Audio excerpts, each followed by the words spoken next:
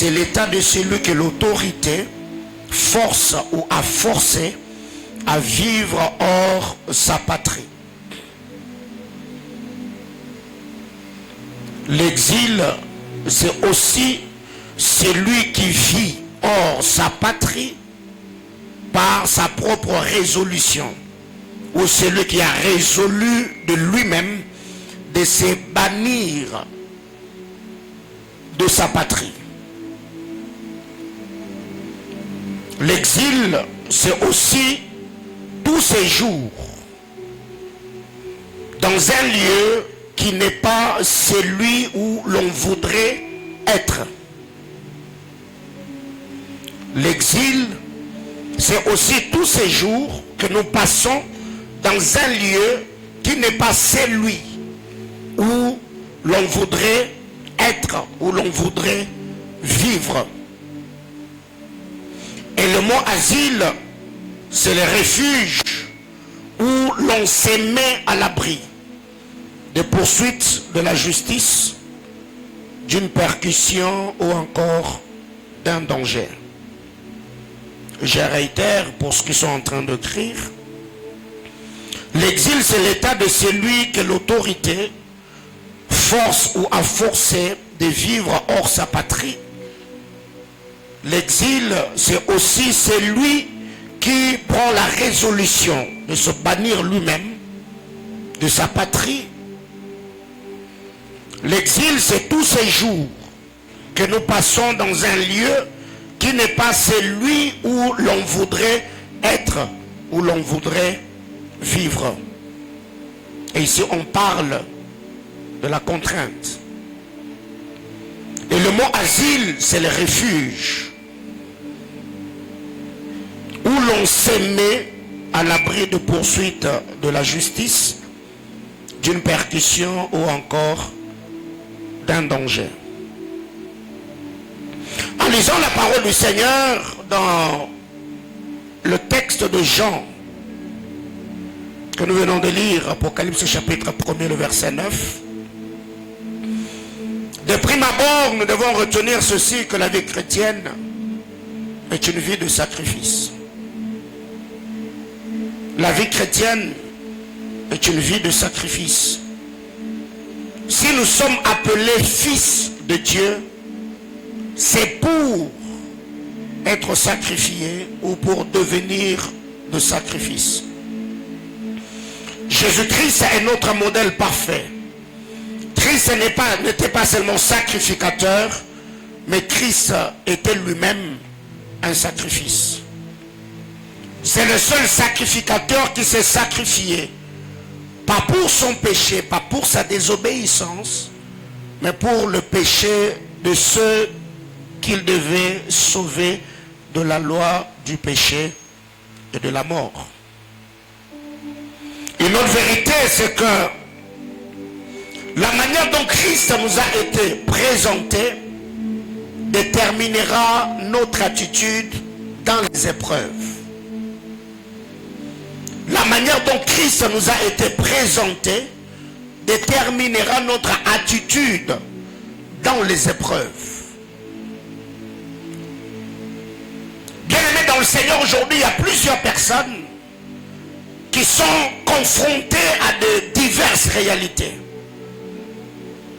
Amertume dans l'âme, affligé, maltraité, rejeté, abandonné, accusé à tort.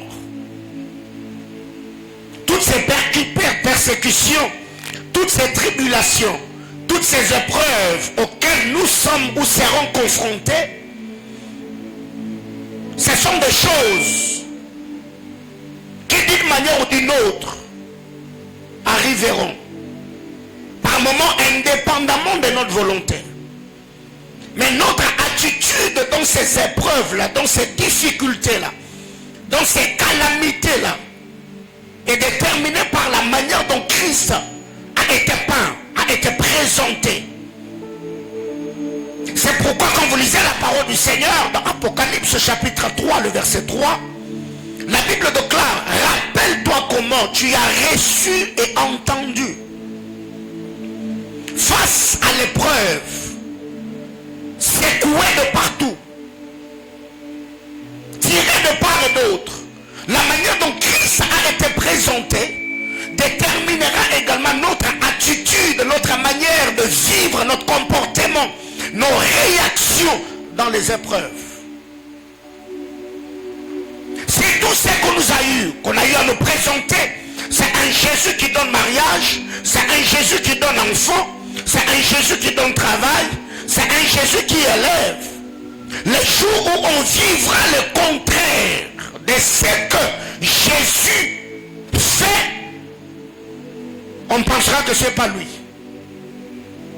Si on a dit que Jésus donne mariage et qu'un jour tu t'es marié, et en servant le Seigneur, il arrive qu'il y a rupture ou divorce, tu te diras ça c'est pas Dieu. Si tout ça qu'on t'a présenté c'est un Jésus qui donne travail, les jours où ton contrat va s'arrêter, tu vas te morfondre, tu seras même prêt à abandonner la foi. Pourquoi? Parce que Jésus donne travail, il ne peut pas donner le contraire. Or, quand nous allons à l'église, ce n'est pas d'abord pour le bien terrestre, mais c'est pour que nous soyons taillés, façonnés, modelés à l'image de Christ. Le bien matériel, mariage, voyage, percée, finance, grandeur et tout ce qui va avec, c'est des conséquences ou les retombées de notre communion avec le Seigneur. Nous n'avons pas donné nos vies à Jésus pour avoir, on a donné nos vies à Jésus pour devenir, pour être. C'est pourquoi la Bible déclare à celui ou à ceux qui l'ont reçu, à ceux qui croient en son nom, il ne leur a pas donné le pouvoir d'avoir, il les a donné le pouvoir de devenir enfants de Dieu. Et notre attitude dans les épreuves sera déterminée par la manière dont ce Jésus-là nous a été présenté. Et notre vérité, la bonne présentation de la personne de Christ produira la joie dans les épreuves. Jacques chapitre 1er, le verset 2. Ceux qui ont réellement connu le Seigneur, ils ne vont pas se lamenter face aux épreuves. Ils ne vont pas se morfondre. Ils ne vont pas se recroqueviller en eux-mêmes. Pourquoi? Parce qu'ils savent que leur bonheur ne dépend pas de ce que Jésus donne, mais leur bonheur dépend de ce que Jésus est pour eux. Aussi longtemps que je sais que Christ est assis sur le trône, que j'ai mariage ou pas, ma joie n'est pas le produit ou le résultat de ce que j'ai, mais ma joie est le produit, les retombées de mon identité en Jésus-Christ. Regardez les églises aujourd'hui, vous allez vous rendre compte que l'homme moderne n'aime plus le Seigneur comme il se doit. Aujourd'hui, on s'attache à Jésus parce qu'on nous a présenté un évangile terrien. L'évangile de la terre. Tout ce que Jésus peut donner sur terre, on va rouler carrosse, on va acheter villa, on va aller dans des vacances en Europe. Mais quand ces choses tardent, ceux qui ont reçu ces promesses, ils vont se tourner vers autre chose parce qu'ils ont besoin que leur vie change. La bonne présentation de Christ, un Christ bien présenté, un Christ bien prêché, un Christ bien reçu. Dans les épreuves produiront la joie parce que nous savons que dans la fournaise ardente, on n'est pas seul. Le quatrième homme est avec nous pour nous sécuriser et nous garder fidèles à lui. Les épreuves attristent. 1 Pierre chapitre 1er, le verset 6. Les épreuves attristent. On ne peut pas l'ignorer. Et je vous assure, c'est pas beau les épreuves. C'est pas doux les épreuves. C'est pas succulent les épreuves. C'est pas beau. Et c'est pas bon. Bien aimé, il y a épreuve et épreuve.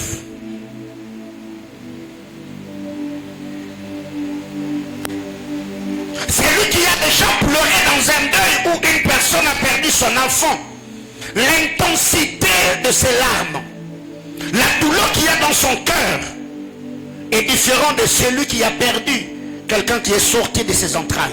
Vous n'allez pas pleurer de la même manière.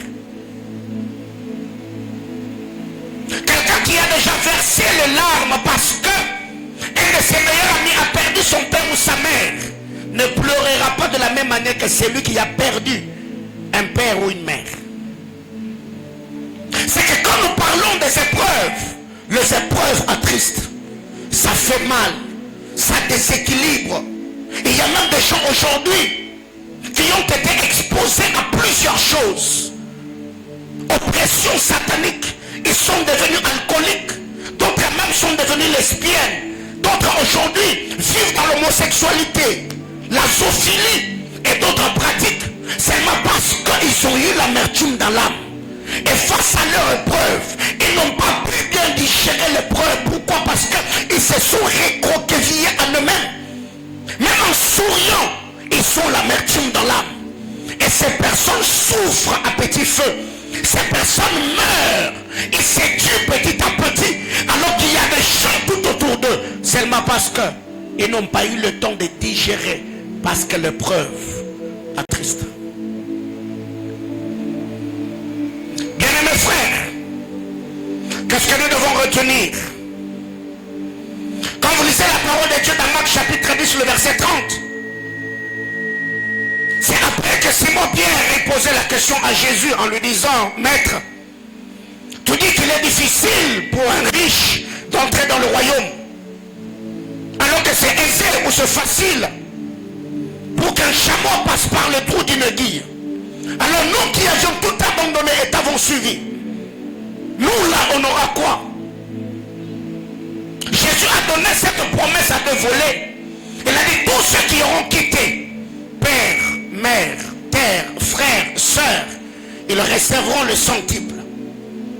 Autrement dit, ils auront de père, je leur donnerai de mère, je leur donnerai de terre, je leur donnerai de frère, je leur donnerai de sœur.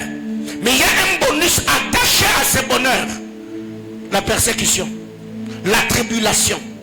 Ils auront ces choses, mais attachées à la persécution. La tribulation sera attachée à ce que je leur ai donné, ou ce que je leur donnerai. Qu'est-ce que nous devons retenir, les amis?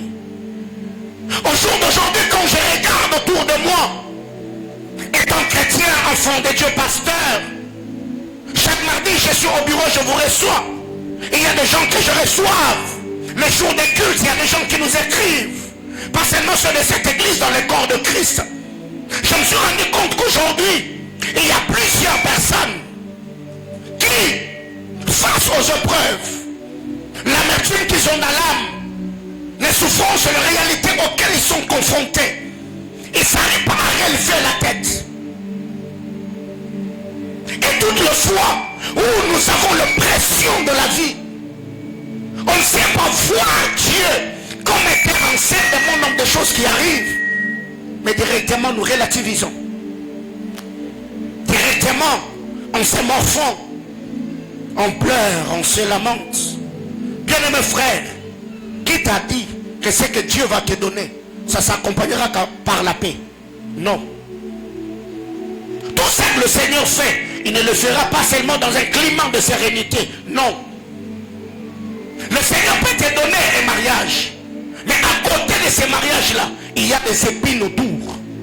Ce qui fait que très généralement, vous qui êtes célibataire par moment, les choses que vous voyez, ça vous trompe, mais vous ne savez pas la vraie réalité auquel beaucoup de couples font face.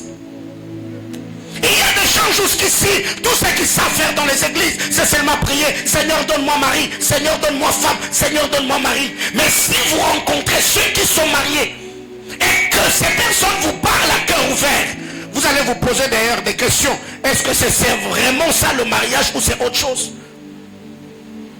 Et il y a des femmes qui dépriment dans leur maison. Et il y a des hommes qui dépriment dans leur maison. Ils sont mariés, mais quand ils sortent, ils peuvent sourire. Ils ont l'impression que tout est rose. Mais entre eux, c'est comme des porcs qui piquent. Des gens qui ne se supportent pas. Des paroles blessantes. Des semaines où ils s'adressent par la parole. Ils s'écoutent dans la même maison. Mais quand vous vous venez, ils vont essayer de s'appeler chérie, bébé et tout ce qui va avec. Mais c'est pas ça. Mais si réellement tu t'étais marié que pour le mariage, tu peux même abandonner la foi. Le mariage que tu as demandé à Dieu peut t'amener en enfer. Le travail, la richesse que Dieu t'a donné peut détruire ta communion avec le Seigneur. Alors vous devez savoir qu'avant de chercher ces choses qui selon vous vont vous procurer le bonheur, si déjà la présence de Christ en vous ne vous a pas procuré le vrai bonheur, les amis, vous allez souffrir. Est-ce que je parle à quelqu'un? Je crois que c'était le jeudi ou le vendredi soir, si je ne me trompe pas.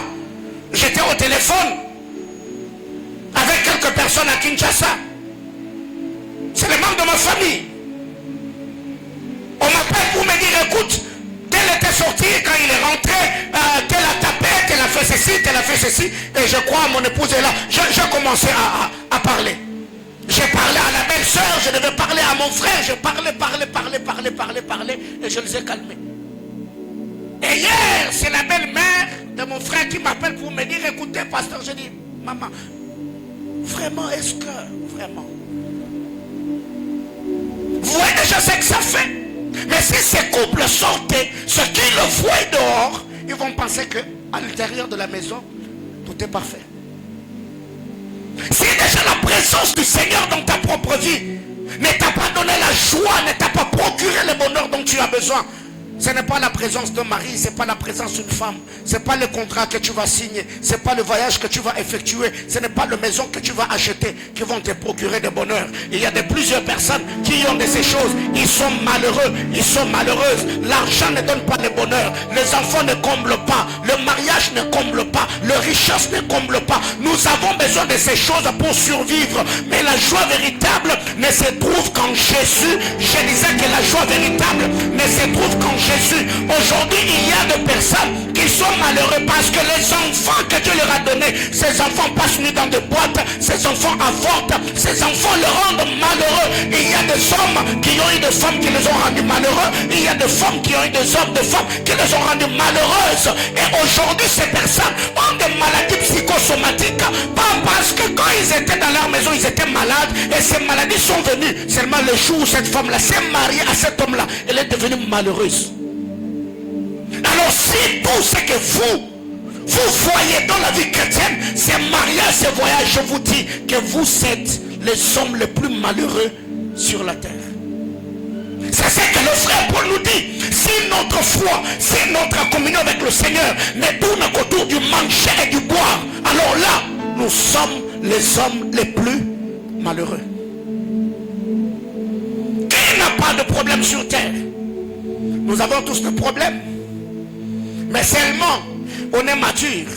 On n'essaie pas d'exposer les réalités auxquelles nous sommes confrontés. Ce qui fait que très généralement, vous pensez que ceux qui sourient sont mieux que vous.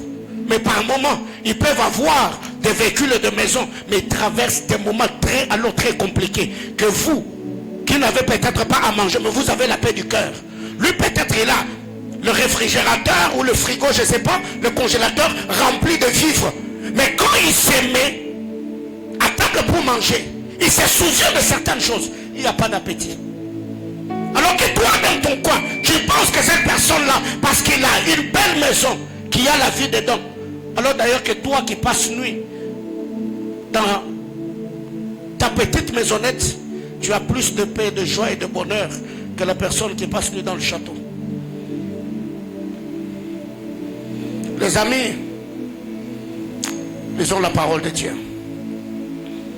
2 Corinthiens chapitre 10, le verset 12.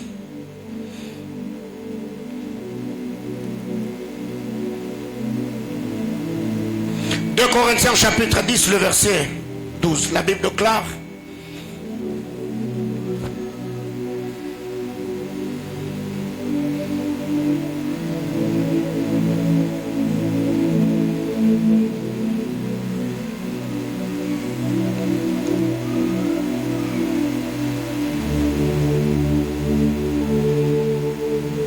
qu'est-ce qui est écrit? C'est 2 Corinthiens chapitre 12, le verset 10, excusez-moi. 2 Corinthiens chapitre 12, le verset 10.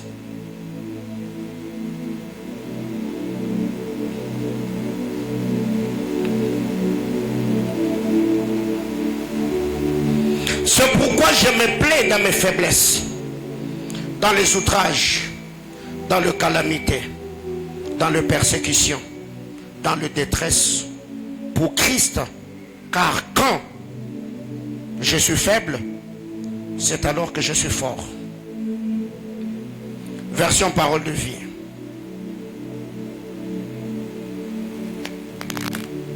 Parole de vie nous dit: c'est pourquoi les faiblesses, les insultes, les difficultés, les souffrances et les soucis que je connais pour le Christ, je les accepte avec joie. Oui, quand je suis faible, c'est à ces moments-là que je suis fort. Ici, vous allez voir le frère Paul, quand il est en train d'écrire aux Corinthiens, il présente 5 soucis majeurs. Premièrement, l'apôtre Paul parle des faiblesses. Quand vous lisez dans la version Martin, on parle des infirmités. On fait allusion aux maladies. Même quand je suis malade, j'accepte cela avec joie à cause de ma foi en Jésus-Christ. Il y a plusieurs personnes aujourd'hui, dans leur maladie, ils ont insulté le Seigneur. À cause de mots qui ont frappé leur corps, ils sont tergiversés dans la foi. Plusieurs sont allés voir des praticiens. On les a fait des incisions. On a mis, je ne sais pas, des poudres et autre chose dans leur corps, juste parce qu'ils ont besoin d'être guéris. Plusieurs, à cause de maladies, ont fait certaines alliances avec le monde de ténèbres parce qu'ils ont juste besoin de vivre longtemps.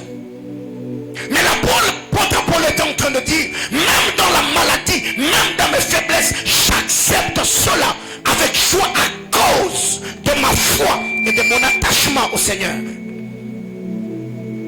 Bien-aimé dans le Seigneur, ici, je ne suis pas en train de dire acceptons la maladie, non, loin de là. Quand la maladie frappe le corps, je sais que le Seigneur est le guérisseur. Il est le restaurateur. Il est le réparateur. Je me soumettrai à lui. Mais si je sais que ce que je vis est dans la volonté parfaite de Dieu, pas dans sa volonté permissive, je ne lutterai pas avec le Seigneur. Je me soumettrai parce que lui, c'est l'objectif qu'il sera en train de poursuivre dans la maladie qui a frappé mon corps. Mais la majorité des gens aujourd'hui, quand le problème le frappe, au lieu de se tourner vers le Seigneur, on cherche d'abord à solutionner le problème nous-mêmes. On se tourne d'abord vers les hommes. Et avec ces vents prophétiques qui va le plein dans l'église de ma génération, on se tourne vers le prophète et tu verras que le prophète lui-même auprès de qui tu t'es tourné, il a d'abord ses propres problèmes à lui. Et il veut résoudre le problème qu'il a par le don ou la grâce que Dieu a mise en lui. Ce qui fait que nous avons bâti des hôtels, on a donné des offrandes, on a payé telle et telle autre chose, donnant au prophète parce que nous avons besoin d'être guéris. Alors que le prophète lui-même n'a jamais eu le temps de consulter le Seigneur pour savoir la source de ce qui t'arrive. Et Satan, est-ce la réalité de ta famille? Est-ce une erreur que tu as commise? Ou tu es dans la volonté de Dieu? Ou Dieu est en train de t'éprouver? Mon ami, je voudrais te dire ce matin, si ce que tu vis est une épreuve qui vient du Seigneur, ce n'est pas la prière du prophète qui va l'arrêter. C'est à toi de comprendre la volonté de Dieu et de soumettre au Seigneur, attendant que quand ce sera le bon moment fixé par Dieu, que le Seigneur te relève.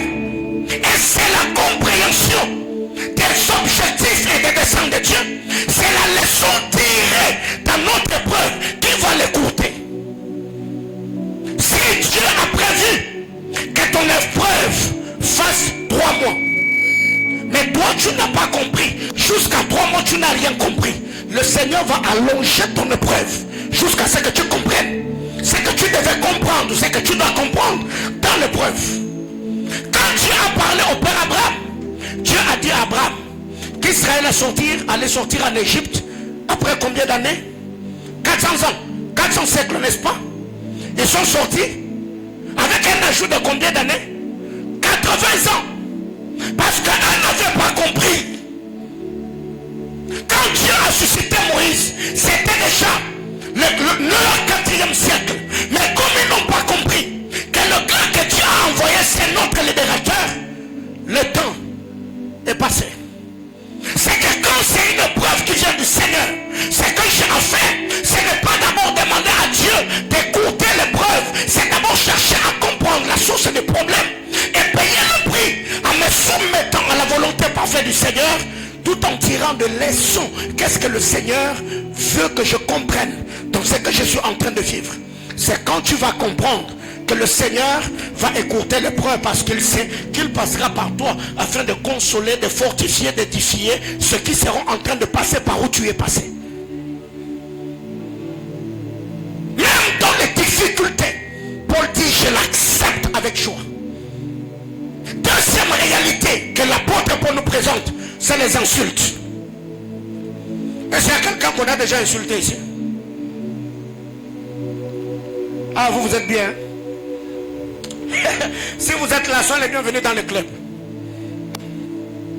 Quelqu'un comprend de quoi je parle? Bien aimé, écoutez.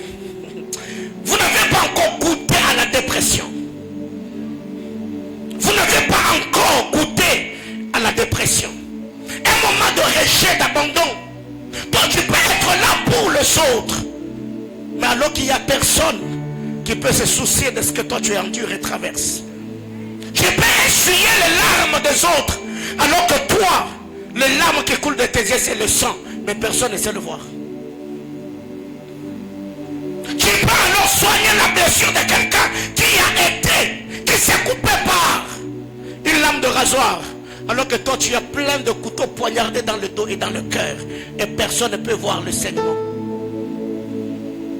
Les insultes, où tu sens que ceux qui n'ont même pas ton poids, ceux qui n'ont pas ton âge, ceux qui ne connaissent même pas ce que tu connais, ceux qui n'ont pas le rang social que tu as, ils se permettent à t'insulter.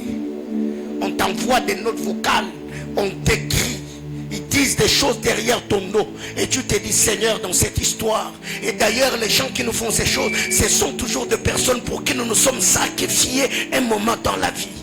Les insultes.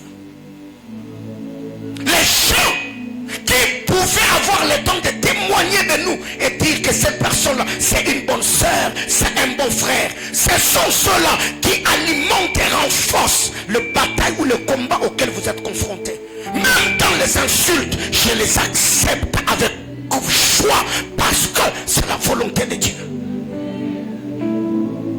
Bien-aimés frères, il y a plusieurs personnes aujourd'hui qui passent tout leur temps à se justifier, à vouloir se faire comprendre, à s'expliquer parce que votre cœur est fragile.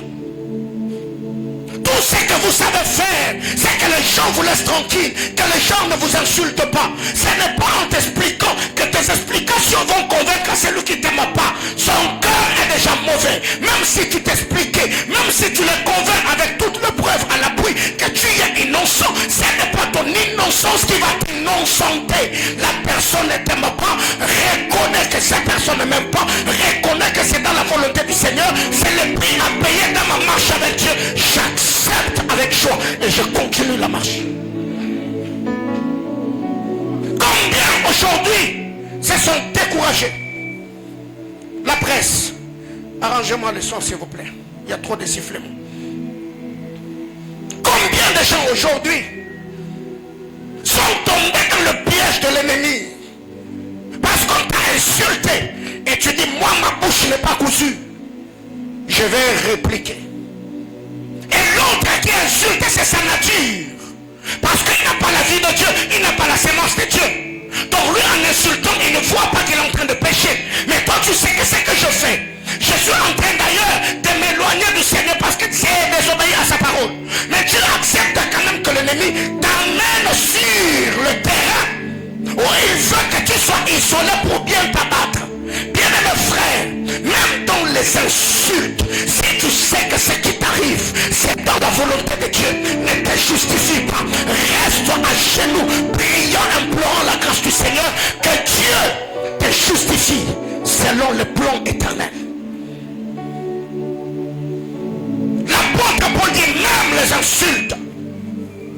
Et surtout avec ce qui se passe sur les réseaux sociaux aujourd'hui. Il y a des pics, des commentaires déplaisants, des amis qui trahissent dans le dos, des gens auprès de qui vous avez dit certaines choses, vos confidences, vous êtes confiés à eux. Il faut prendre cela et le déballer en plein jour. Et cela vous attire la honte. Les gens vous insultent, les gens vous regardent dans les yeux, vous diminuent, vous réduisent comme si vous n'avez pas de personnalité, encore de dignité. Mais si c'est dans la volonté de Dieu, l'apôtre Paul dit, j'accepte. Troisièmement, l'apôtre Paul parle de difficultés. Frère, avez-vous déjà goûté aux difficultés? Frère, il y a difficultés. Hein? Peut-être toi, jusque-là, ce que tu as comme difficulté, c'est payer le loyer. Mais il y a quelqu'un d'autre qui en a 4 ans. Il n'a pas loyer, il n'a pas mari, il n'a pas enfant, il n'a pas à manger. Mais là, tu verras que d'autres personnes qui font face aux réalités accablantes plus que ce que nous vivons, ils sont d'ailleurs dans la joie. Que nous, par moments, qui n'avons même pas le poids de problèmes et de difficultés auxquels ils sont confrontés. Les difficultés. Un moment où tu sens que tu es dans un cercle vicieux. Et d'ailleurs, ces choses arrivent. Ou quand tu es dans une saison où tu pries comme si tu étais même le cousin de Jésus. Tu sens que ta communion avec le Seigneur n'est pas parfaite mais est intacte. C'est un moment où, toutes les fois où tu fléchis les genoux, le ciel est ouvert sur toi. Tu reçois des prophéties sur des gens. Dieu a dit, Dieu a dit, Dieu a dit, Dieu a dit. Mais quand tu regardes ta propre vie là, c'est comme si tu étais maudit ou maudite. Ça peut aussi être un moment où toi tu traverses ces moments compliqués. Tu as même besoin d'avoir l'argent pour payer ton loyer, scolariser tes enfants ou te payer les frais académiques. Le problème de loyer n'est pas résolu. Mais on vient, on te dit, pendant que j'étais en train de prier, je t'ai vu signer un contrat. Tu dis, avant d'abord que Dieu me donne contrat, qu'il paye d'abord le loyer. Ça t'est déjà arrivé? Tu sens que le problème que tu as là, le Seigneur n'a pas encore résolu ce problème-là. Mais on vient te donner seulement des prophéties de grandes choses. Dieu va faire. Dieu va. Tu dis, ok, je sais qu'il va faire. Mais qu'il fasse d'abord. C'est que je dis, qu'il puisse d'abord résoudre ça. Difficulté. L'apôtre Paul dit, même les difficultés là, je les accepte avec joie. Parce que c'est la volonté de Dieu. 4. Il y a les souffrances. Tu vois, difficulté, c'est difficulté. Souffrance, c'est le grand frère des difficultés. C'est que c'est quand tu quittes un niveau où tu ne te bats plus pour le minimum. Mais même le minimum là, tu ne l'as pas. Là, tu n'es plus dans un cercle vicieux. Là, tu n'as plus de problème. Là, tu te rends compte que c'est toi-même là qui est devenu un problème. Difficulté. Frère, tout soldat que vous voyez a une blessure quelque part. Tous les adorateurs que vous voyez, leur adoration est enrichie par le coup qu'ils ont reçu. Tous ceux qui sont fidèles à Dieu, leur fidélité et leur attachement au Seigneur est le résultat ou le retombé ou encore les conséquences des réalités accablantes auxquelles ils ont été confrontés. Même dans les difficultés, je dirais, oui Seigneur, je me soumets. Accusé à tort, je dis Seigneur, c'est le prix à payer pour ma consécration. Je dis oui. Bien-aimés frères, si vous n'avez jamais préparé votre mental à être trahi, à être abandonné, à être rejeté, vous ne servirez jamais le Seigneur comme il se doit. Si vous ne vous êtes jamais préparé à tout perdre pour les intérêts du royaume et pour votre consécration, les jours où ça vous arrivera, vous allez maudire le Seigneur en face. Posez la question à Job et à son épouse. Ils vous diront quelque chose. Cinquièmement, c'est les soucis. L'apôtre Paul nous parle de soucis, même quand il y a le souci. Si cela est dans la volonté de Dieu, je dirais Seigneur, j'accepte. Combien de gens aujourd'hui, nous quand on grandissait, les maladies psychosomatiques, gastrite, ce qu'on appelle estomac et autres, c'était des maladies de vieux. C'était vraiment de vieux papa. Quand quelqu'un te dit, oh, j'ai la gastrite, bon, ça prouve à suffisance qu'il a déjà reçu beaucoup de coups de la vie. Il a beaucoup souffert, il s'est battu pour avoir des enfants, pour se marier, pour construire une maison, pour scolariser. La personne a souffert. Plusieurs coups de la vie, eh bien, l'ont conduit. Mais aujourd'hui, tu rencontres un garçon, fille de 12 ans. Oh, j'ai estomac. Maman. Loyer, on paye. Études, on paye. Les habits, on paye. Unité et méga, on paye. Toi, à 12 ans, estomac, t'as où? Souci. Frère, Goumen n'est pas ami de quelqu'un. Je parle à quelqu'un? Ok. Et il y a des gens par moment dans la présence de Dieu, tu la vois à genoux. Vraiment, ses joues sont mouillées par de larmes. Tu penses qu'elle pleure la présence de Dieu. Mais non, frère. Elle essaie juste de se consoler. Je parle à l'église? Ouais. Il y a des gens aujourd'hui qui sont devenus des coachs sur internet en amour. C'est pas parce qu'ils sont expérimentés, c'est leurs blessures qui les font parler. Je vous assure. Quand tu vois quelqu'un parler en mal de la femme, chosifier la femme, il faut voir l'état du cœur. Qu'est-ce qu'il a connu? Qu'est-ce que les femmes l'ont fait dans son parcours pour arriver là? Quand tu vois une femme qui n'a pas de respect pour les hommes, ne l'attaque pas. Vous ne savez pas de réalité que les gens ont rencontré dans leur parcours. Et ça a changé leur cœur. Les soucis. Je n'ai pas chose X, je n'ai pas chose Y. Ça blesse. Même en ayant mal au cœur, si je sais que c'est le Seigneur qui a permis que je sois exposé à cela, je me soumettrai volontairement à la volonté du Seigneur. Je suis qu'un simple instrument que le Seigneur passe par ma petite vie pour accomplir ce dessein. Alors, pourquoi Jean était exilé? Apocalypse chapitre 1er, le verset 9, que nous avons lu, Jean explique. Était à cause du témoignage, autrement dit, à cause de la foi en Christ Jésus. Il s'est vu déporté, il s'est vu banni de sa patrie, exilé comme prisonnier dans une île appelée Patmos. Pas parce qu'il avait péché, seulement parce qu'il s'est présenté comme témoin de la mort, de la résurrection et de l'ascension de Jésus-Christ. Il s'est retrouvé prisonnier, compris de sa foi.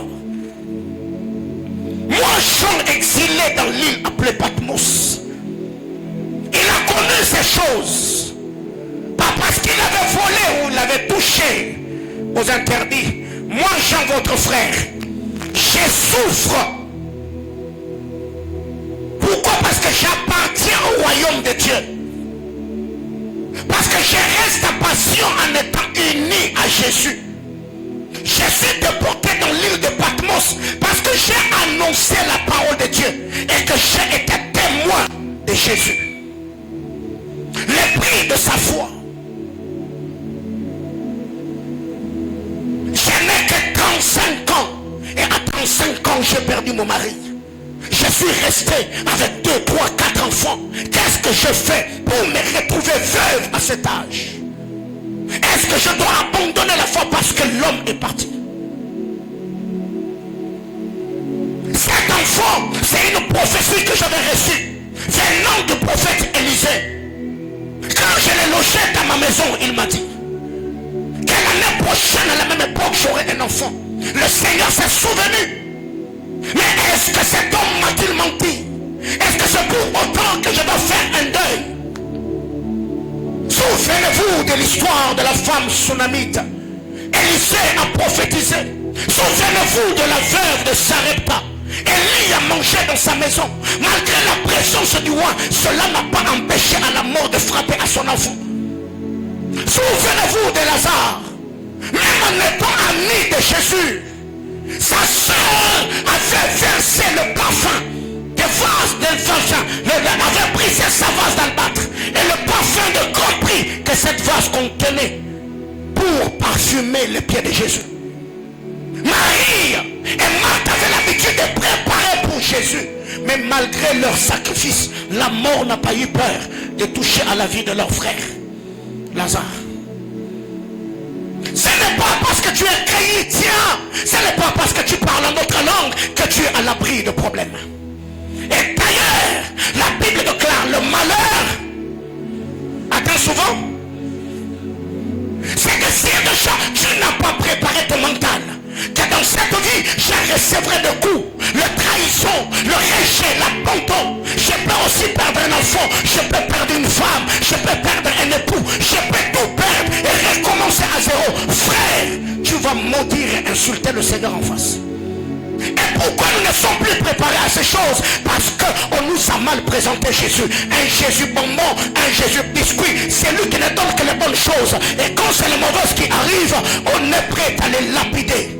Et nous prions d'ailleurs en disant, Seigneur, où es-tu? Pourquoi m'as-tu abandonné? Qui t'a dit que le malheur qui arrive aux gens, c'est seulement parce qu'ils sont abandonnés par Dieu? Et il y a ceux d'ailleurs qui sont dans la présence permanente, de manière permanente et communion avec le Seigneur, qui vivent d'ailleurs des choses que vous ne vivez pas. C'est la parole de la vérité. Les malheurs atteignent souvent les justes. Le problème, ce n'est pas le malheur. Le problème, c'est l'attitude et la réaction de Dieu. J'aime ce qui est dit, mais l'Éternel en délivre toujours. Bien-aimés frères, les problèmes vont venir. Mais je sais que ma sérénité, mon attachement au Seigneur finira toujours par me tirer d'affaire. Jean s'est retrouvé exilé dans l'île de Patmos seulement parce qu'il a prêché la parole de Dieu. Seulement parce qu'il a dit qu'il était témoin oculaire de ce que Dieu a fait sur la terre des hommes par Jésus-Christ. Il a été banni par le roi Domitien, déporté, exilé dans l'île de Patmos. Il y a des gens qui vivent des déportations ici, pas parce qu'ils ont raté la saison, parce qu'ils ont péché, mais non, mais seulement parce que c'est la volonté de Dieu. Bien aimé, écoutez, il y a des visions qu'on ne peut pas recevoir à Jérusalem. On en parlera par la grâce de Dieu. Alors très généralement, qu'est-ce qu'il fait? Que nous relâchons ou que nous relativisions dans notre foi face aux épreuves de la vie. Pourquoi les gens se rétractent ou se détractent? Pourquoi les gens se retirent? D'autant plus que nous savons, la Bible déclare, nous ne sommes pas de ceux qui se retirent pour se perdre. Mais nous sommes de ceux qui persévèrent. Pas pour sauver leur poche, mais pour sauver leur âme. Matthieu chapitre 13, le verset 20 et le verset 21. Matthieu 13, 20 à 21.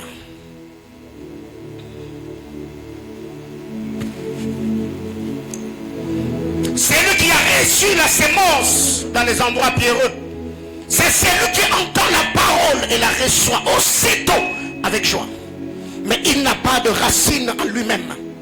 Il manque de persistance. Et dès que survient une tribulation ou une persécution à cause de la parole, il trouve une occasion de chute.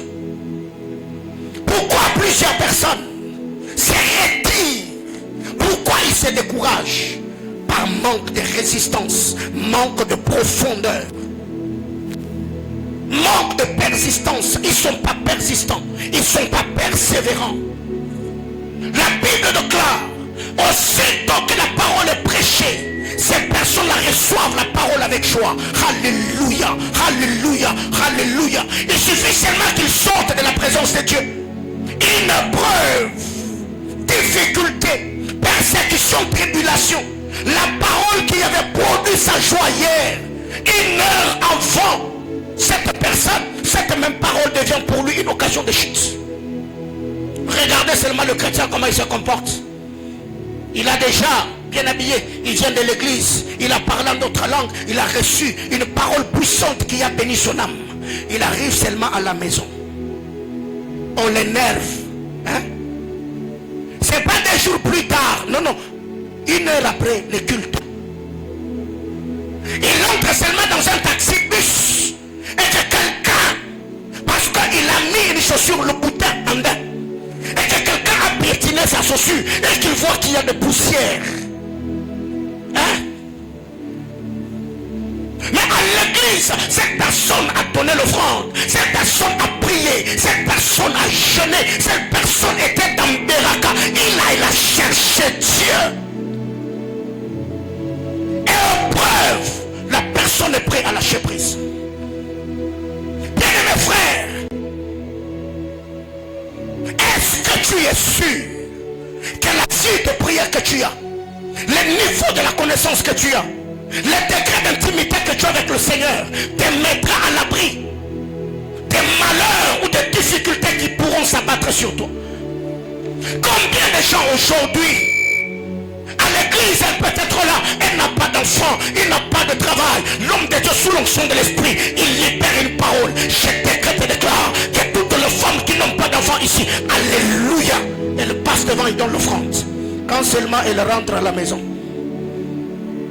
elle regarde, il n'y a pas d'enfant.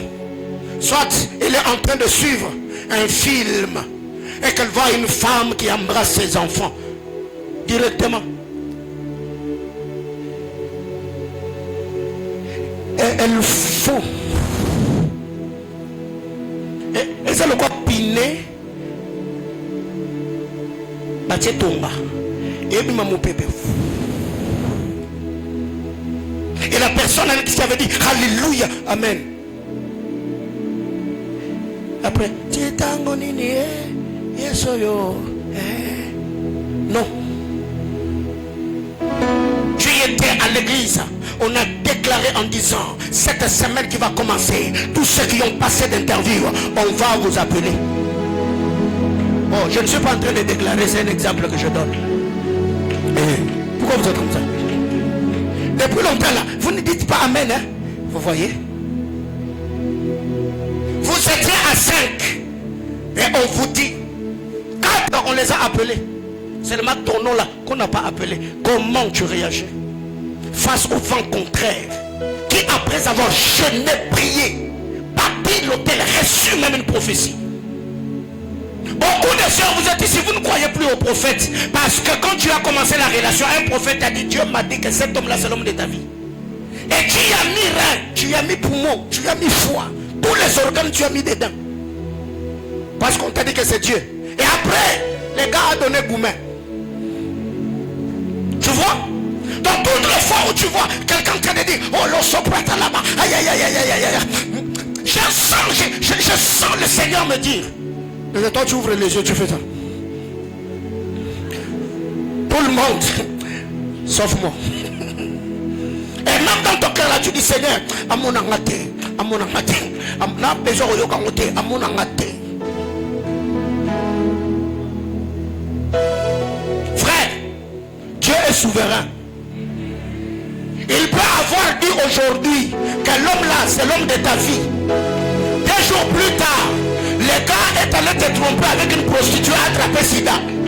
Et Dieu, sachant qu'il ne veut pas te perdre, c'est c'est ce que vous ne savez pas voir.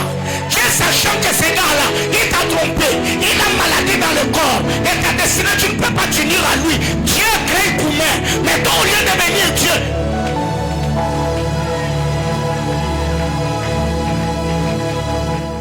Oh non, Seigneur, Mungu Baba, unanilanda. Mungu ashilanda ke muntu. Dieu ne m'a jamais. Il est fidèle à sa parole. Il accomplit des choses selon le plan éternel. Et quand Dieu, je vois que Dieu change ta vie dans ce qu'il m'avait dit, je sais qu'il y a quelque chose qui s'est passé dans le monde spirituel. Et moi, je ne suis pas informé. À mon niveau, je dis, gloire à Dieu. Dieu m'a sauvé. Je dis, Dieu m'a sauvé. Je disais, mais Dieu m'a sauvé. Ok, Dieu m'a sauvé. Cette soeur, elle m'a plaqué. Dieu m'a sauvé. Parce que Dieu savait que si je l'épousais, elle allait me compliquer, frère. Vous devez apprendre à adoucir vos goumets, à mettre tout sur le dos de Dieu. Même si la personne avançait des raisons, frère, tourne-le. C'est pas qu'il est parti parce que je n'ai pas fait de grandes études. Dieu savait que si je l'épousais, comme lui il a beaucoup étudié, il allait me malmener. Alors Dieu ne voudrait pas que j'entre dans le mariage et que je l'épouse. Papa, pars avec tes diplômes et tes français. Vas-y. Pourquoi plusieurs personnes se découragent dans les épreuves? Manque de persistance, c'est ce que Matthieu nous dit. 2, manque de connaissance de la parole. Daniel chapitre 11, le verset 32. Seuls du peuple qui connaîtront leur Dieu agiront avec fermeté. Seuls du peuple qui connaîtront leur Dieu agiront avec fermeté. La connaissance donne la fermeté. La connaissance produit la persévérance. La connaissance produit l'endurance. Même si les médecins ont dit que j'ai des myomes, je n'ai que faire. Je sais que Dieu a dit que bon, j'aurai des enfants. Je reste persévérant. C'est du peuple qui connaîtront. On m'a dit que dans votre famille, ta mère est sorcière. C'est du peuple qui connaîtront leur Dieu. Agiront avec fermeté. Je ne veux pas me rétracter.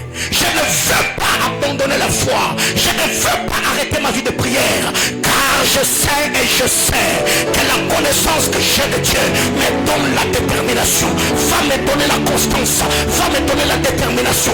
L'attachement au Seigneur. Que j'ai argent ou non. Que je signe contrat ou non. C'est du peuple qui connaîtront. Dans l'entreprise on m'a dit, si tu n'entres pas dans l'occultisme, on va te chasser. C'est du peuple qui connaîtront leur Dieu.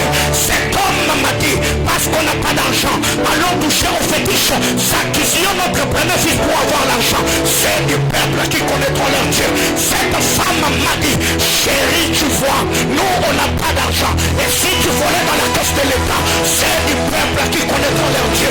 J'abandonnerai pas la foi. J'abandonnerai pas la foi.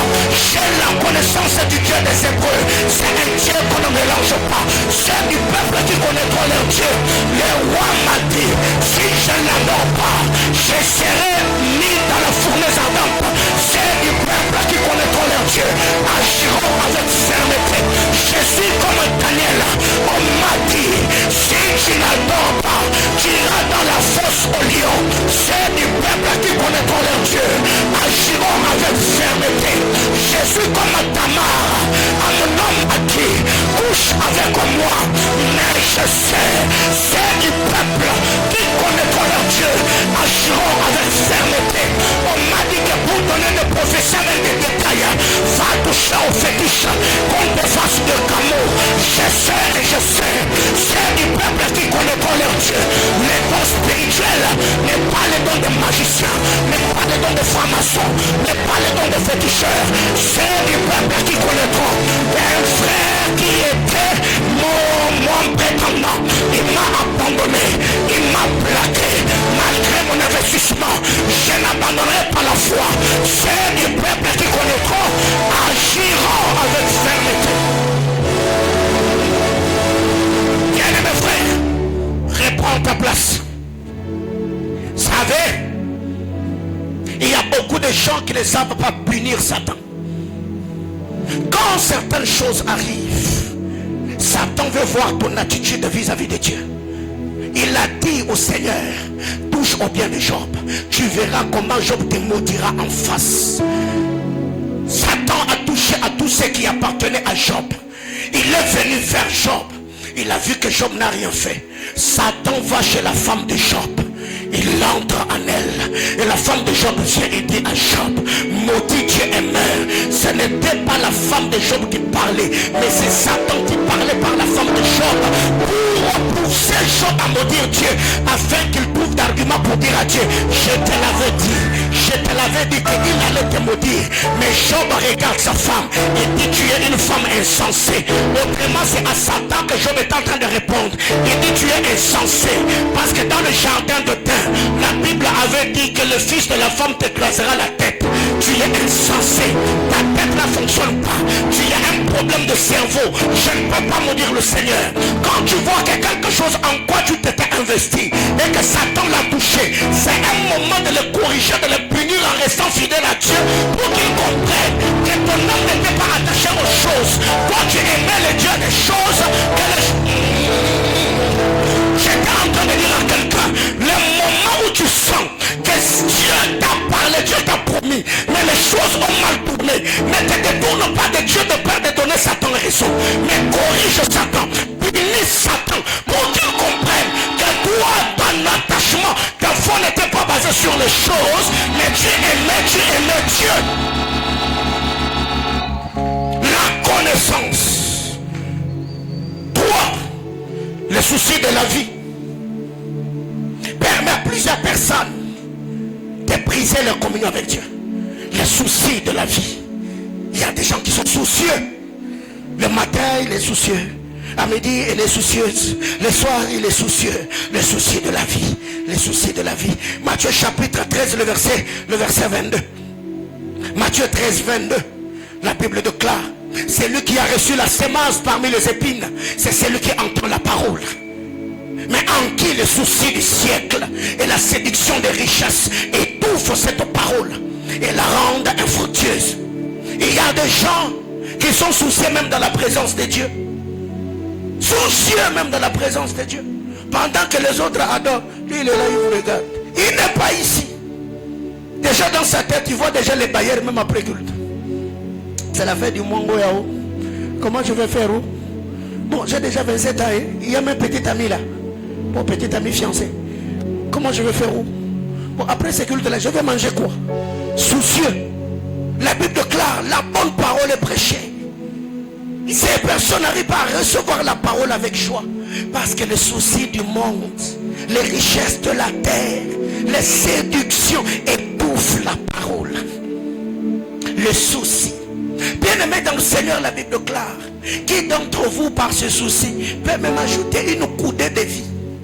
Depuis que tu as commencé à te faire des soucis, qu'est-ce que tes soucis ont résolu? Depuis que tu as commencé à pleurer pour ses enfants, est-ce que c'est les larmes qui ont donné la fertilité? Il n'y a pas. Depuis que tu as commencé à pleurer pour le travail, est-ce que c'est les larmes qui ont créé un contrat? Il n'y a pas. Alors change d'attitude. Je n'ai pas d'enfant, je célèbre Dieu. Je n'ai pas de travail, j'adore Dieu. Je disais, je n'en ai pas, mais j'adore Dieu. J'adore Dieu quand même. Je suis affamé, mais j'adore Dieu. Je n'ai pas d'habits, mais j'adore Dieu. Mais je dis, j'adore Dieu. Moi, j'adore Dieu. Même si le matin mon mari m'a insulté, quand je me regarde dans le miroir, j'ai dit, femme, tu es créée à l'image, à la ressemblance de Dieu. Tu es belle de taille, tu es belle de figure. Apprenez à vous parler à vous-même. J'ai dit, parlez-vous, parlez-vous aussi. Quelqu'un t'a dit que toi tu n'es pas intelligent, mais tu t'excelles dans le miroir. J'ai dit, toi, j'ai béni le Seigneur parce que tu es une créature si merveilleuse. Regarde tes yeux, regarde la rondeur de tes joues, regarde le fond. Ah là là là là. Ah Seigneur, est-ce que je parle à quelqu'un ce matin? On t'a dit que yo, on a la santé mioto, et tu dis à quelqu'un, mais regarde la taille que j'ai. Tu ne parles pas à quelqu'un, mais tu te parles à toi-même. Tu sais, pour grossir, tu dois manger, mais pour maigrir, tu dois te priver de manger. Mais moi je mange, je grossis pas. Oh, quelle grâce! Je dis quelle grâce! Je dis quelle grâce! Je disais quelle grâce! Il y a le sang qui dépense de l'argent de l'espoir, des saints de gym pour maigrir. Mais toi, tu dépenses suis rien. Toi déjà Dieu, quelle grâce. Je disais quelle grâce. L'homme est versatile. Si tu es sombre, il te dira tu éclaircis un peu. Si tu éclaircis, on te dit au tchétchoko. Quelle grâce. Moi, nous appelons les amis d'Angolo. Les amis d'Angolo. L'enfant, il se voit qu'à ce que tu as Swahili, aux amis d'Angolo. Aux amis, moi, je suis à Kabambale. Bien mes frères, mais Kabambale ne vit pas n'importe où. Kabambale vit dans l'eau. Pour l'attraper, il faut des stratégies. J'étais en train de dire à quelqu'un, tu ne dois pas te morfondre. C'est un culte de sanctification, mais le sanctifier en Jésus.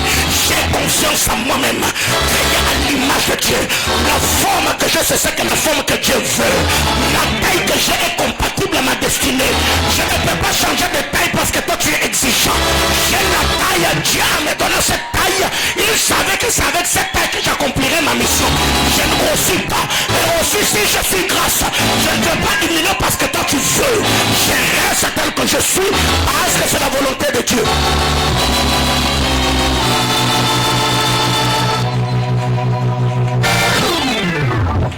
Bien-aimés frères, savez, il y a des gens aujourd'hui qui se font du mal à longueur de journée parce que vous vivez selon les appréciations des hommes. Tu n'as que faire. Reste tel que tu es. Il y a des gens qui t'aiment tel que tu es. Il y a des gens qui t'apprécient tel que tu es. Reste tel que tu es. Mais aussi, si tu sens qu'en toi, malgré ce que tu es, il y a aussi d'autres choses qui ne sont pas d'échange. Là, il n'y a pas amen d'être. Oh non! Moi, tel que je suis, moi je ne change jamais.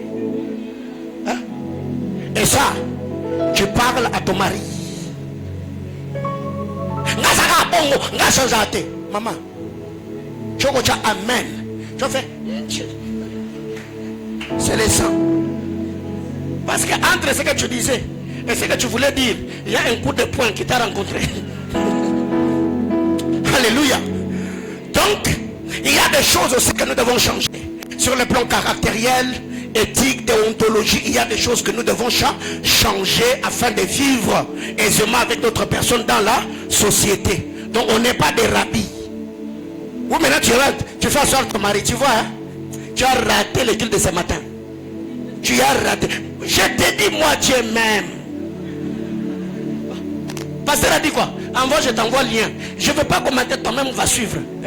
Maman, c'est parce que moi je dis des... Alléluia. C'est pas ce que je dis. Mais ici je parle de bonnes choses, de bonnes valeurs. Même si ça ne plaît pas à quelqu'un, mais si tu sens que toi tu es une bonne personne, ne change pas de peur de rater les hommes de la destinée pour celui qui est exigeant, pour celui qui est capricieux, qui peut demain après demain il te quitte. Et le jour où tu rencontres de bonnes personnes, tu ne sais plus redevenir ce que tu es, parce qu'un mauvais t'a changé en te faisant voir que c'est toi qui étais mauvais. Reste tel que tu es. 4. Bon, on va amener des soya. Amen, papa. Il y a des problèmes. Maintenant, c'est ça. Maintenant, le problème, c'est quoi avec nous? Quand on presse comme ça, déjà dans ta tête là, tu dis, trésor m'a raté. Je savais que c'était pas moi le problème, mais en réalité, tu sais que c'était toi le problème. Je vais avancer. Même si tu dis pas avance, je vais avancer. 4. Genèse 30, le verset 1er.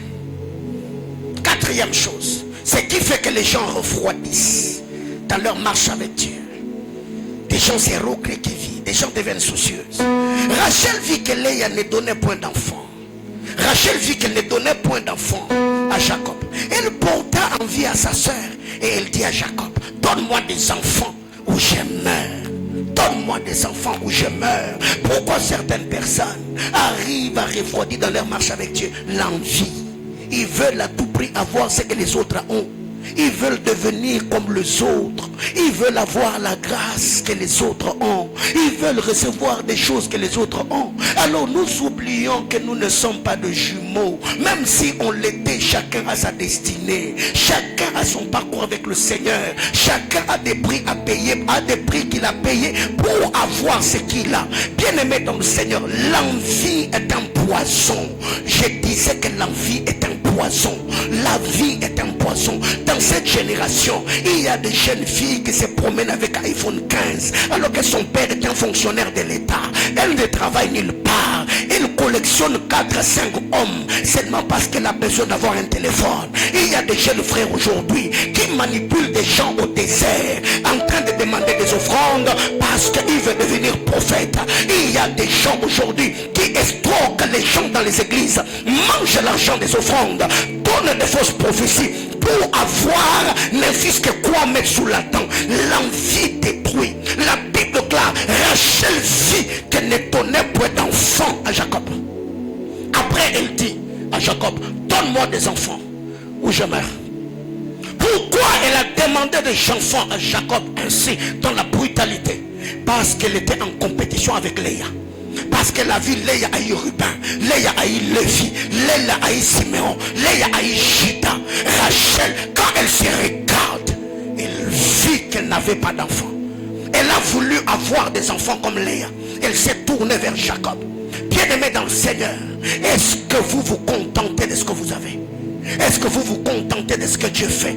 Et si parlons du contentement, je ne suis pas en train de dire que nous devons avoir une vision limitée, mais non. Je sais que j'aspire à la grandeur, mais la motivation, ce n'est pas à cause de ce que je vois dans la vie des autres, mais je demande ces choses parce que cela doit contribuer à ma vie et à mon bien-être. J'ai dit à Dieu, Seigneur, donne-moi aussi. Même si je fais intervenir la vie de quelqu'un, c'est comme un témoignage, mais pas c'est par envie. Je peux dire, Seigneur, je peux aussi avoir un grand ministère comme tel. Je ne suis pas en train de faire cette prière parce que je suis jaloux, parce que je suis haineux, parce que j'ai un mauvais cœur. Mais je dis seulement à Dieu, qui est le Dieu des uns et des autres. Si tu l'as fait pour lui, tu peux aussi le faire pour moi. Bien aimé, c'est quoi l'état de votre cœur? Si vous ne savez pas vous contenter de ce que vous savez, vous commettrez n'importe quel péché parce que vous voudrez avoir les choses par vous-même. Je me contente de la manne, je me contente de la caille. C'est un repas de survie, mais je sais et je sais, c'est le lait et le miel que le Seigneur m'a promis quand il m'a fait quitter l'Égypte. Mais en étant au désert, je n'en dirai jamais les concombres de l'Égypte parce que j'étais esclave en mangeant les concombres. J'ai iPhone, mais en commettant le péché. J'ai iPhone, mais en étant impudique. J'ai l'onction, j'ai l'argent plutôt, mais en étant manipulateur. Ça, je refuse. Je vais me contenter de ce que Dieu me donne. Si dans mon église, je n'ai que 50 personnes, je prêcherai la parole de Dieu comme si c'est le dernier culte de ma vie sur terre. Même si je n'ai pas de costume, je mettrai le pantalon et la chemise que Dieu m'a donné. Ma valeur n'est pas dans les vêtements. Ma valeur dépend du sang précieux que Christ a versé sur le bois de la croix. Même si je ne mets pas Super Wax, je ne mettrai pas la pression à mon mari pour qu'il ait payé la caisse de l'État. Je ne lui mettrai pas la pression parce qu'aujourd'hui les hommes sont plus stressés sur terre. Ils peuvent faire AVC, ils peuvent mourir à cause de la pression du Super Wax. Je peux rester veuve, je peux rester avec des enfants orphelins. Je regarderai mon mari. On n'a pas d'argent, on n'a pas de viande. Même avec le matembele, même avec les bitoyos, je le servirai comme un roi. Je le mettrai à l'aise. Et je prierai pour cet homme, pour que Dieu nous bénisse aussi, pour que Dieu nous élève. Ne prends pas ce que tu vois dans la maison de tes copines pour mettre la pression à ton mari. Elle a acheté des bijoux, elle est allée à Dubaï, bien aimé dans le Seigneur, aussi longtemps qu'il peut me donner un transport, qu'il peut m'amener à la Kenya. C'est le niveau de vie que Dieu nous a donné. Je me contenterai. Je ne l'ai pas épousé pour voyage, je l'ai épousé parce que c'est l'homme que Dieu m'a donné. Bien aimé frère, Aujourd'hui, des gens te donnent raison. Pourquoi tu peux venir au culte? Oh, j'ai pas d'habit. Et quand vous parlez avec lui là, il a habit sur lui. L'église n'est pas défilé de mode. Où nous venons parce qu'on a acheté de nouveaux habits. Mais non. L'église n'est pas un lieu de compétition aujourd'hui. Ou maintenant, vous mettez même des chaussures qui vous indisposent. Mais seulement parce que ça doit être 16 cm. Bien-aimé dans le Seigneur, on vient dans les lieux de culte pour adorer, pour louer le Seigneur, pas pour regarder quel type de parfum, quel type de vêtements, quel type de chaussures, quel type de véhicule on a garé dans le parking. Bien-aimé dans le Seigneur, fais ta vie, contente-toi de ce que tu as, paye le prix pour ce que tu veux devenir, ne te compare à personne.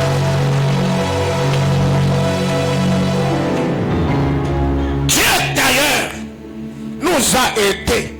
Nous, quand on grandissait, combien nos parents stressaient à la fin de l'année? Combien nos parents, nous, quand on grandissait, stressaient à la fin de l'année? Les habits de Noël, le poulet de Noël, les bananes plantées de Noël, nouvel an, habits de bonne année. Mais aujourd'hui, il y a de bonnes années que mes enfants passent à la maison en coupé, en babouche, ils sont en train de suivre des dessins animés. L'évolution de la modernité nous a aidés. À l'époque, il y a des enfants comme ça. Vous mettez des lunettes blanches, roses, et vous êtes dans les quartiers en train de vous... Dieu nous a délivrés. Dieu nous a délivrés, frère. Nous, on a grandi bizarre. Hein? On a vraiment grandi bizarre. Et on pensait qu'on était à la mode.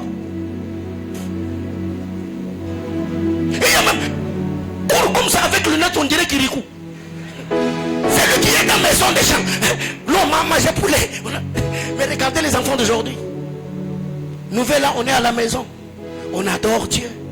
On recommande l'année à la grâce de Dieu. Bien-aimés frères, même si tu n'as pas ce que les autres ont, sois sûr de toi.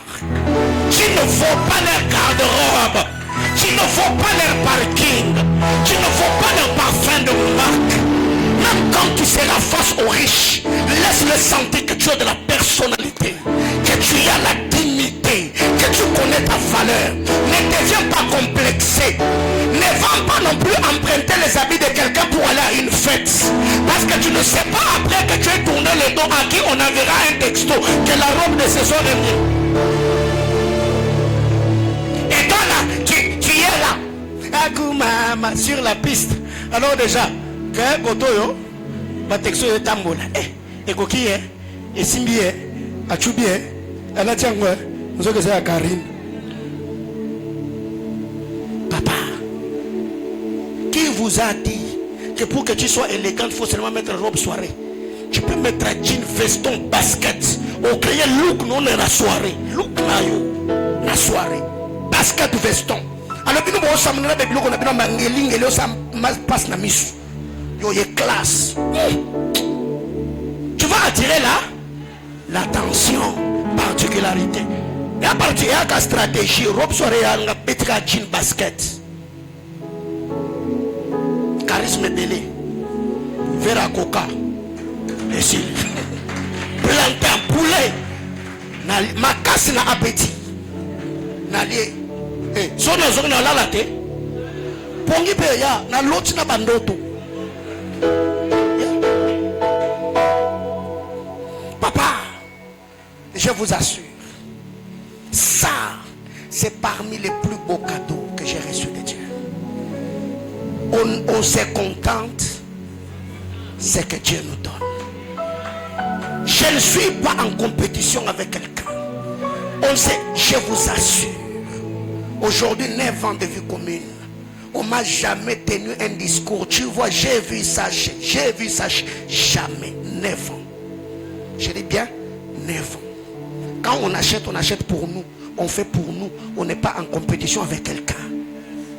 Cette église, on ne le bâtit pas en fonction d'une autre église. Non.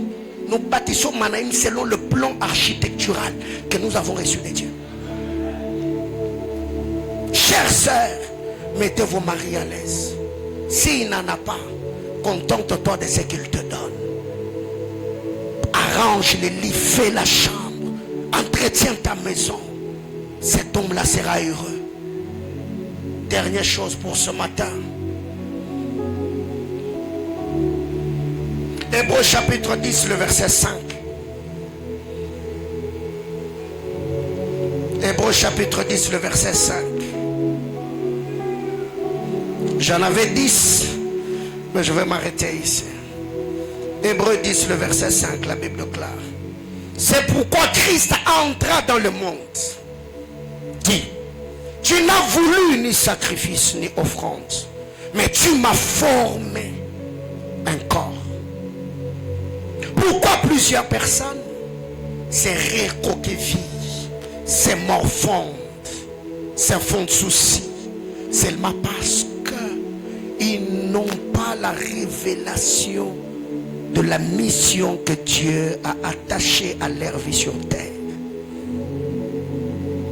Il manque la révélation de leur identité, de leur mission sur terre. Christ, quand il est entré, il entre dans le monde et dit, tu n'as pas agréé ni offrande ni sacrifice, mais tu m'as formé un corps. Autrement dit, Jésus était né pour mourir, il le savait. Frère, les jours où tu vas rencontrer un tracteur en train de se plaindre, oh non, pourquoi moi on m'a grillé gros comme ça, avec de gros pneus, pourquoi moi je ne suis pas comme un Rolls-Royce fantôme? C'est qu'il ne sait pas la mission qui est attachée à sa vie. Si tu vois Joseph en train de se plaindre, pourquoi seulement c'est moi que mes frères ont vendu, mais c'est toi qui as la tunique multicolore? Si tu vois Jésus sur le chemin de la croix, il est en train de pleurer. Oh, pourquoi je suis le seul à porter cette croix? C'est qu'il ne sait pas à quoi il est appelé. Les gens comme toi, quel type de bataille que ceux de ton espèce rencontrent souvent? Si tu vois David pleurer devant Goliath, c'est qu'il n'a pas compris que la royauté sur lui, c'est d'abord pour renverser des géants avant de s'asseoir sur le trône. Quelqu'un comme moi, je maîtrise bien les batailles de ma vie. Alors quand ça m'arrive, ça ne me surprend pas, ça ne m'étonne pas. D'ailleurs, ça me permet à prouver au monde de quoi je suis capable. Et il y a 2 semaines, j'ai eu l'amertume dans l'âme, j'avais mal. Et pour évacuer cette douleur, j'ai tenu un culte dimanche matin, j'ai prêché comme si j'allais mourir. Le soir après culte, le berger Amy m'écrit, me dit, papa, nous vous connaissons. J'ai même dit au berger John que papa donne le meilleur prédication quand il est blessé. Et j'ai dit, waouh, comment tu as su? Il a dit, non, nous vous connaissons. Ce n'est pas que ce matin je suis blessé, hein. Je ne suis pas blessé. Alléluia. Bien aimé dans le Seigneur, il y a des hommes comme ça qui sont appelés sur terre à déplacer les montagnes. Alors si tu te plains des choses qui t'arrivent, c'est que tu ne maîtrises pas la trajectoire de ta destinée. Certains se connaissent quand ça vous dit, ça c'est compatible à mon combat, ça c'est mes batailles, ça c'est la réalité de ma vie. Alors je fais quoi? Je programme le mental, j'affronte. Qu'est-ce qui t'arrive souvent? C'est de ton espèce, les femmes comme toi, quel type de problème ils rencontrent? Des hommes de ton espèce, quel type de bataille ils rencontrent souvent? C'est pourquoi je venais de parler de race spirituelle. Quand tu sais très bien que moi je suis de telle et telle autre race, c'est de ma race, de tel homme, tel, quel type de combat il rencontre, tu peux t'inspirer. Parce que si Jean-Baptiste ne comprend pas que ceux qui marchent avec l'esprit de l'île, leur premier combat c'est les femmes du roi, frère, tu risquerais de te faire tuer pour rien. Si Jean-Baptiste avait compris, je pense qu'il n'allait pas mettre sa bouche dans l'affaire d'autrui. Parce qu'il savait déjà que le premier porteur de cette onction a été poursuivi par la femme du roi. Donc, j'évite le problème. Ça, c'est moi qui l'ai dit, mais c'était dans le plan de Dieu. Les gens comme David, ils doivent rencontrer des Goliaths. Mais il y a des gens comme aujourd'hui. Un David qui regarde Goliath et dit, il a des paquets, hein? Il est costaud, hein? Mais non. Trouve le point faible de ton obstacle, affronte-le. Et quand tu le feras tomber, tu auras un témoignage nouveau. Frère, les batailles que j'ai remportées dans ma vie, ça m'a donné un mental. Beaucoup d'entre vous, quand on a commencé cette église, J'ai fait un jeûne d'une année et 4 mois. L'année passée, je parle l'année passée, il y a de cela 1 année ou 2 ans, mon épouse est là. J'ai fait 1 année et 2 mois. Je ne dormais pas dans ma chambre à coucher. J'ai passé une seule luttant avec Dieu dans ma chambre de prière. Qui est cette femme qui peut accepter d'offrir son mari pendant 1 année?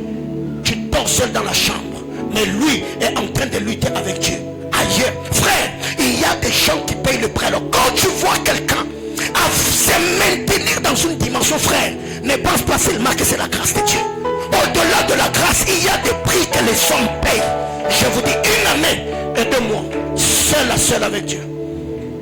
C'est en ce moment-là que Dieu m'a visité. J'ai eu la compréhension du monde spirituel. J'ai livré des batailles, pas seulement dans mon âme, mais aussi des batailles avec des bêtes sauvages. Maintenant, le problème avec vous, vous voudriez que tout s'offre à vous comme sur un plateau. Que Dieu nous bénisse. Je finis. Il faut connaître ta race. Les batailles auxquelles ceux de ta race font face.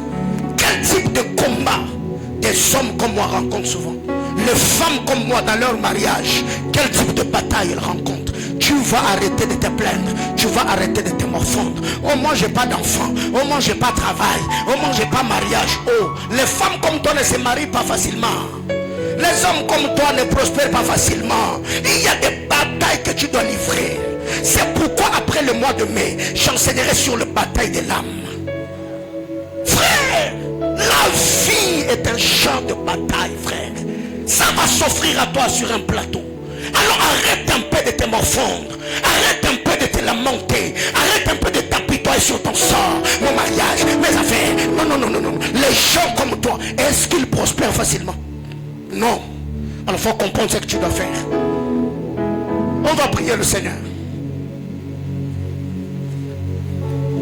Ici on va faire une prière. Tu vas dire à Dieu: Seigneur, je veux une chose, que ta volonté et ta volonté seule se fasse. Si tu connais déjà la volonté de Dieu sur ta vie, tu peux prier. Mais si jusque-là, tu ne maîtrises rien, toi dis seulement: Seigneur, l'âme de ton serviteur est disponible. Que ta volonté se fasse. Prions le Seigneur.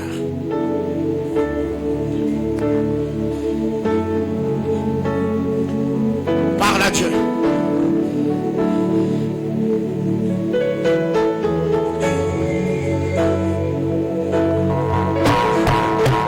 Comme nous, on ne prospère pas dans la facilité. Des femmes comme toi ne gagnent pas leur vie dans l'aisance. Il y a des batailles à livrer. Il y a des entités que tu vas rencontrer. Il y a des prix à payer. Est-ce que quelqu'un peut-il prier ce matin? Tu dis seulement à Dieu, à ma Père, que ta volonté se fasse. Que ta volonté se fasse. Je me soumets à ta volonté. Tu savais que cet homme était dur et tu me l'as donné comme épouse. Comme époux, que ta volonté se fasse. Tu savais que je suis fragile, mais tu m'as donné des amis qui me blessent au quotidien. Que ta volonté se fasse. Tu savais que je suis quelqu'un qui aime facilement et qui se confie facilement. Père, que ta volonté se fasse. Est-ce que tu prenais comment tu t'es destiné dans la grâce de Dieu? Tu savais que réussir aujourd'hui dans le ministère n'est pas facile.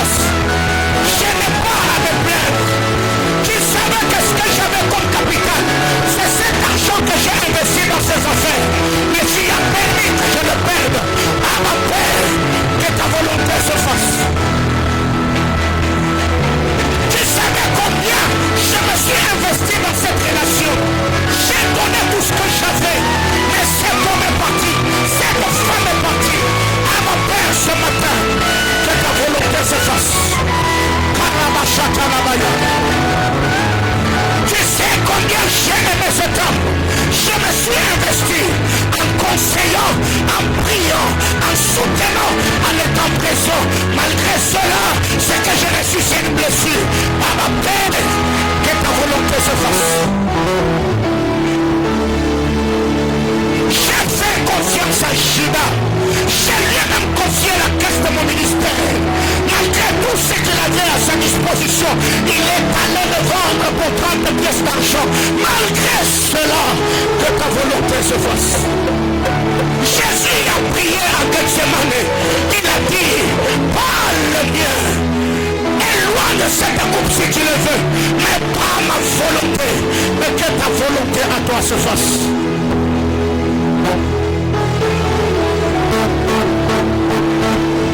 Tu as même bâti des hôtels, tu as fait des offrandes pour que cette porte-là s'ouvre et que tu signes ces contrats-là, mais ça n'a pas tenu.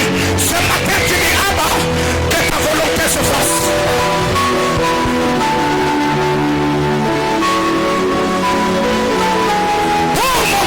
Ici, j'ai jeûné, j'ai prié, malgré la charge, mais Dieu l'a pris. Il est parti mener son fils jeune avec les enfants. Que ta volonté se fasse. Je n'ai personne à accuser, je n'ai personne à blâmer. Seigneur, que ta volonté se fasse.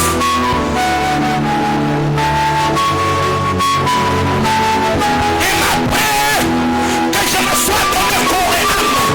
Seigneur, ceux qui ont reçu mes services ne m'ont pas rendu la saveur. Ils m'ont payé à monnaie de singe. Je me soumets à toi et te dis que ta volonté se fasse.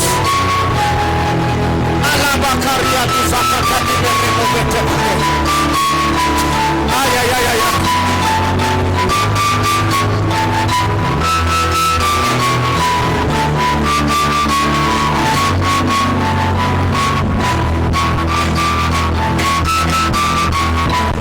Bakaneli na porte. Olimosuli na zonge pana biso. Komelo menga bao. Ah yes. Souviens-toi de moi quand on est prié la motema na ngai. Na chelo motema zama lola. Ana sara na yo. Oyebi momo ina na ngero lo ye. Otiema na realite wana. Okano no esale. Oyebi nena fonctionne malgré yako. Opermet que mon moment tombe la main. Okano no esale.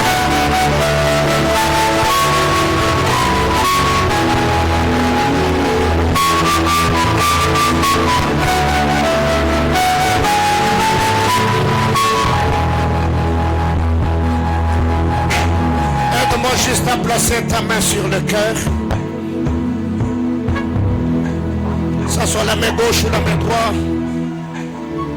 Je vais prier pour toi ce matin.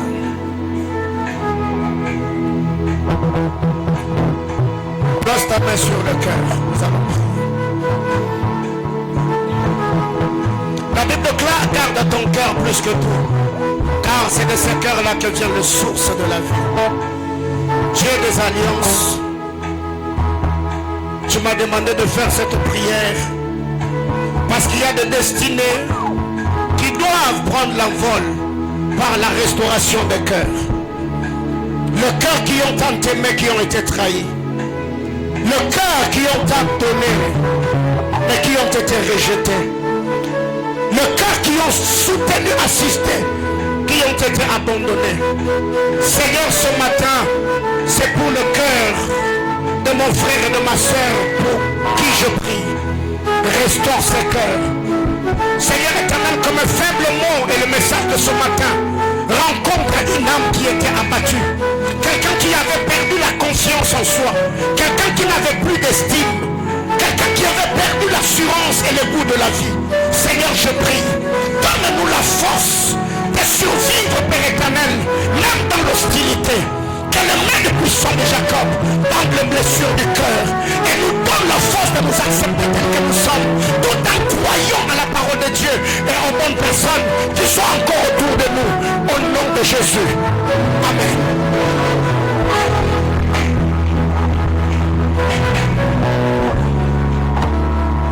Que Dieu te bénisse.